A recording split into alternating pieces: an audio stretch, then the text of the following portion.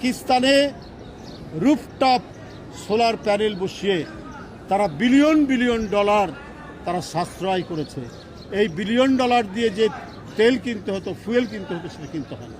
এই উপমহাদেশের মধ্যে তারা একটা দৃষ্টান্ত তারা তৈরি করেছে।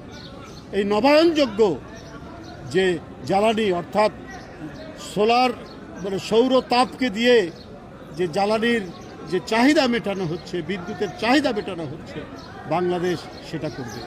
আমি সরকারের কাছে অনুরোধ করব, এই রুফটপ সোলার প্যানেলে যে ট্যাক্স আছে সেই ট্যাক্স শূন্যের কাছাকাছি নিয়ে আসুন। বিদ্যুৎ মন্ত্রীকে বলবো শূন্যের কাছাকাছি নিয়ে আসুন, এটা উৎসাহিত করুন এবং এর যন্ত্রাংশ আমদানি করতে যে ধরনের ট্যাক্স দিতে হয়, ট্যারিফ দিতে হয়, সেটা কমিয়ে দিন, যাতে মানুষ তাদের ছাদে সৌর প্যানেল বসিয়ে বিদ্যুৎ চাহিদা পূরণ করতে পারে, যাতে আর কারো দিকে মুখ চেয়ে, অন্য কোনো দেশের মুখ চেয়ে আমাদেরকে থাকতে না হয়।